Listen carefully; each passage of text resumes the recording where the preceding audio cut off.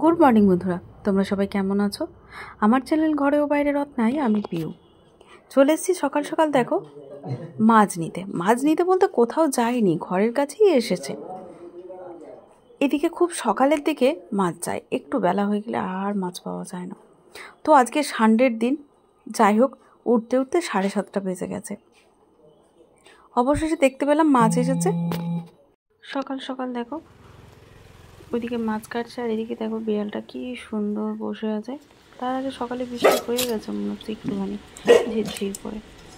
এদিকে মাছ দুটো চাকা বার করো, মাছগুলো দেখো ঝেঁকে ধরেছে, আর এদিকে বিড়ালটা কি সুন্দর বসে বসে হাওয়া খাচ্ছে, বেশ ভালো লাগছে না? ওদিকে দেখো সবুজে ঘেরা কলা পাতা, তার সাথে সাদা পিচ, একদম একটি বিড়াল বসে আছে, কি ভালো লাগছে দেখতে, খুব সুন্দর লাগছে। তো যাই হোক, তোমাদের সাথে একটুখানি তুলে ধরলাম। ওদিকে দেখো, দেখতে দেখতে আমার মাছও কাটা কমপ্লিট হয়ে গেছে। আমি খানিকক্ষণ ওর পিছনে লাগলাম, একটুখানি উঠিয়ে দিলাম, মজা লাগছিল। যাই হোক, ও বসেছিল, দিয়ে দেখলাম যে ও আবার বসে পড়েছে। এদিকে এসে দেখো কাজ মোটামুটি অনেকটা বাগানো গোছানো হয়ে গেছে। দুধটা গরম করতে দিয়েছি, ছেলেকে খেতে দেবো। এদিকে দেখো ওয়েদার আবার খারাপ, পিটপিট করে বৃষ্টি পড়তে শুরু হয়েছে। যাই হোক, মাছ নিয়েছি আজকে, তো আজকে ভাবছি কিছু একটা বানাবো। দুরকম মাছ নিয়েছি, নাই বাটা মাছ নাই চারা মাছ। তো এখন মাছটা ভালো করে ধুয়ে রাখি, ওরা তো ছাড়ায়, তো তবু মাছের গায়ে অনেক আঁশ থাকে, সেগুলো একটুখানি ভালো করে না ছাড়ালে মাছ না খেতে ভালো লাগে না। তো যাই হোক, এগুলো কিন্তু এক হাতে তো হবে না, এক হাতে ফোন ধরে এক হাতে মাছ ছাড়ানো হবে না। তো ভালো করে ছাড়িয়ে, এদিকে দেখো ওয়েদারটা কিন্তু এবার বৃষ্টি আসবে আসবে মনে হচ্ছে, চতুর্দিকে মেঘটা করে এসেছে। তার সাথে তোমাদের দাদা বাজার থেকে সবজি নিয়ে এসেছে, সানডের দিন বাজার করে নিয়ে এসেছে সবজি। তো সেই সবজিগুলো সমস্ত গোছানো বাগানো বাকি পড়ে আছে, সেগুলো সব করতে হবে। তার সাথে রান্না, দেখতে দেখতে বেশ বেলা হয়ে গেছে, অনেকটাই বেলা হয়ে গেছে। সবজিগুলো গোছানো আছে, তার সাথে একটুখানি চা খেতে হবে। চা নিয়ে বসে পড়া হয়েছে, একটুখানি চা খাওয়া হয়েছে। চা খাওয়া হয়ে গেলে বাকি আরও কাজগুলো আছে, সেগুলো বাগাতে হবে। সকাল থেকে সংসারের যে কতটা কাজ থাকে, যে বাড়িতে যে সংসারের যারা কাজ করে তারাই জানে। একটার পর একটা শেষ করবে তো আরেকটা মনে পড়ে যাবে। মাছটা ভালো করে ধোয়া হয়ে গেছে, দেখো নুন হলুদ মাখিয়ে নেব। নুন হলুদ মাখানো থাক, তারপর দেখা যাক যে কি রান্না করা যায় আপাতত। তার সাথে ওদিকে পাতাগুলো এরকম কেন গো? আমার বেটুরাম একাটি দাও, একাটি এইটা দাও, মা খারকুল পড়ে যাবে কিনা, এদিকে পড়ে যাবে। খারকুল পাতা বাটা খাবো। তার সাথে ঝিরঝির করে বৃষ্টি নেমে গেছে, কলমি শাক নিলাম, তার সাথে খারকুল পাতাও নিয়ে নিলাম। জানি না আজকে কোনটা বানাতে পারবো তাড়াতাড়ি, খারকুল পাতাটা অনেকটাই ঝামেলা আছে, কিন্তু এদিকের কাজগুলো, তার সাথে রান্না, গোছানো বাগানো, এক এক করে সব করতে হবে। সবজিগুলো মোটামুটি সাজানো হয়ে গেছে, আর কিছুটা সবজি আমি কেটে নিয়েছি। এই দেখো, কেটে আমার ধোয়া হয়ে গেছে।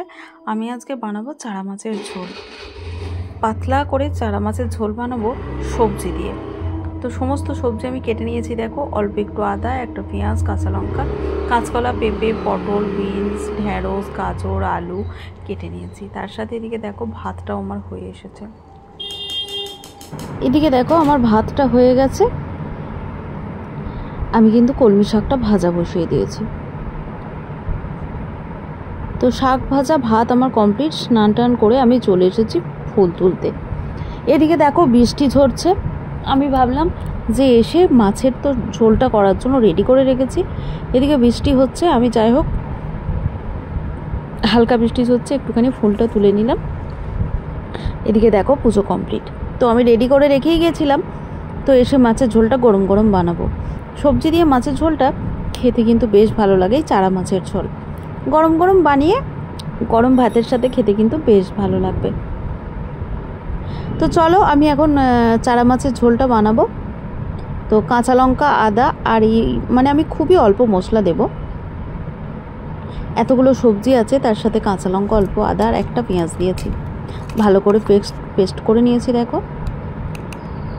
তো আমার এটা রেডি হয়ে গেছে। এদিকে দেখো আমি জিরে গুঁড়ো, হলুদ গুঁড়ো আর তার সাথে কাশ্মীরি লঙ্কার গুঁড়ো আর হলুদ একসাথে কিন্তু মিক্সড করে নিচ্ছি, সাথে লবণ দিয়ে দিয়েছি। এটা এখন আমি জল দিয়ে একটা পেস্ট বানিয়ে নেব। তো হয়ে গেল।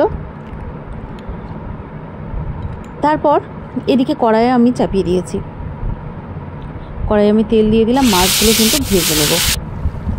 চারা মাছের ঝোলটা খেতে আমার বেশি ভালো লাগে, যেহেতু চারা মাছটা দেখবে ঝোলে দিলে একটু মানে কাঁটা থাকে বেশি, তো চারা মাছ ভাজা খেতে ভালো লাগে আর ঝোলে খেতে কিন্তু খুব ভালো লাগে।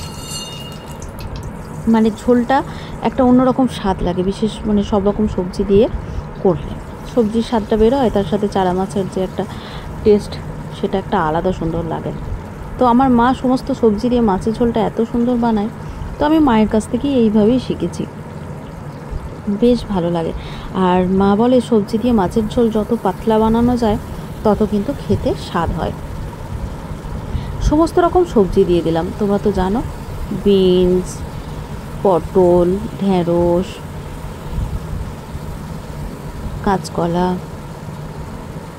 সমস্ত কিছু কিন্তু আমি ভেজে নেব। তার সাথে পেঁপে, কাঁচকলা, পটল, বিনস তো দিয়েই রেখেছি, তো ওইগুলো আমি একসাথেই সবজিগুলো ভাজা করব। সবজিগুলো দেখো আমার ভাজা হয়ে গেছে, আমি কিন্তু এখন জল দিয়ে সিদ্ধ করতে দেব। পাশে মাছ আমি তুলে রেখেছি, মাছ ভাজা, সবজি ভাজা আমি কিন্তু জল দিয়ে একটা পাশের ওভেনে সিদ্ধ করতে বসিয়েছি। এদিকে কালো জিরে আমি দিয়ে দিলাম ফোড়নে, তারপর টমেটো দিয়ে দিয়েছি একটা বড়। টমেটোটা একটু ভালো করে ভেজে নিয়ে তারপর ওই যে আদা, কাঁচা লঙ্কা আর পেঁয়াজটা আমি ভালো করে পেস্ট করে রেখেছিলাম সেটা আমি দিয়ে দিলাম 2-2.5 চামচ। দেখো নিচে তেলটা উঠে এসেছে, বেশ সুন্দর ভাজার একটা গন্ধও বের হয়েছে। আদা পেঁয়াজ একটু ভালো করে ভেজে নিলে তরকারি খেতে কিন্তু খুবই ভালো লাগে।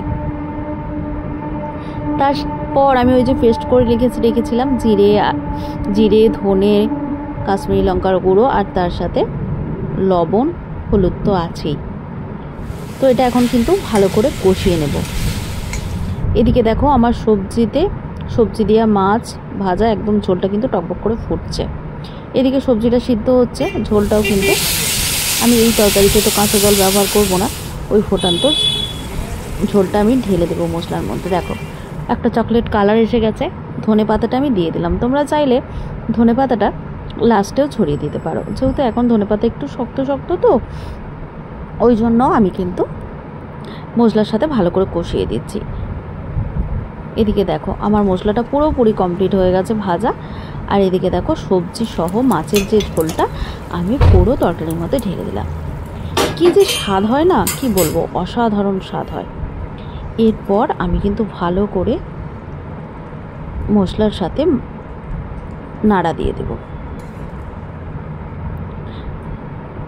ভালো করে নাড়া দিয়েছি, দেখো কালারটাও কিন্তু সুন্দর এসেছে। এবার যত ফুটবে কালারটা কিন্তু আরও সুন্দর আসবে, আর ঝোলটাও এত সুন্দর গন্ধ উঠেছে, গরম ভাতের সাথে আর কিচ্ছু চাই না, শুধু এই সবজি দিয়া মাছের ঝোল, ব্যাস আর কিচ্ছু লাগবে না। যাই হোক, আমার বেটুরা মাছটা হয়তো খুব একটা পছন্দ করে না, কিন্তু বেছে দিলে একটু খাইয়ে দিই জোর করে, কিন্তু এই সবজি দিয়া মাছের ঝোলটা পেলেও ও আর কিছু চায় না, খুব পছন্দ করে। আমরা সবাই খুব পছন্দ করি। দেখো মাছটা পুরো আমার কিন্তু কমপ্লিট হয়ে গেছে। আমি আজকে এই একটাই তরকারি করেছি, মাছের ঝোল, তার সাথে শাক ভাজা করেছি, আর কিছু করিনি। এই সবজি দিয়ে মাছের ঝোল দিয়েই ব্যাস অনায়াসে দুপুরে ভাত খাওয়া কমপ্লিট হয়ে যাবে। গরম গরম মাছের ঝোল এবার সাজাতে বসে পড়েছি, এবার আমরা কিন্তু খেয়ে নেব। এদিকে দেখো অলরেডি ভাত সাজানো হয়ে গেছে, সাথে লেবু, কাঁচা লঙ্কা, একদম রেডি। সুন্দর লাগছে না? দেখতেও যেমন সুন্দর লাগে, খেতেও কিন্তু অসাধারণ লাগে, একদমই তাই। তো সকাল থেকে ভিডিওটা যা কিছু হলো তোমাদের সাথে অল্প অল্প করে শেয়ার করলাম। কীরকম লাগলো অবশ্যই আমাকে কমেন্টে জানিও, ভালো লাগলে লাইক কমেন্ট শেয়ার করে দিও। আবার তোমাদের সাথে দেখা হচ্ছে নেক্সট একটু ভিডিওর সাথে। আমি তো এই মাছের ঝোলটা আলাদা করেও ভিডিও করে নিয়েছি। আমি ফেসবুকেও শেয়ার করব, তো ভাবলাম তোমাদের সাথেও আমি শেয়ার করি। তো যাই হোক, ফাইনালি খাবার সাজানো রেডি। ওই যে কলমি শাক ভাজা আর মাছের ঝোল। এবার খেতে বসা যাক। অনেকক্ষণ হয়েছে খাবার সাজানো থেকে, ছবি তোলা থেকে, ভিডিও করা থেকে একদম। এদিকে দেখো একটু আমও কেটে নিয়েছি। বেটুরাম ওই যে শেষ পাতে একটু আম হলে আমার বেটু খুব বকবক খুশি। তো যাই হোক, চলো এবার একটু রেস্ট নিয়ে সন্ধেবেলায় বেরিয়ে পড়েছিলাম আমরা সবাই। একটু কাজ ছিল, সেখানে কাজ মিটিয়ে আইসক্রিম খেতে খেতে বাড়ি। কেমন জানানো কমেন্টে জানিও কিন্তু।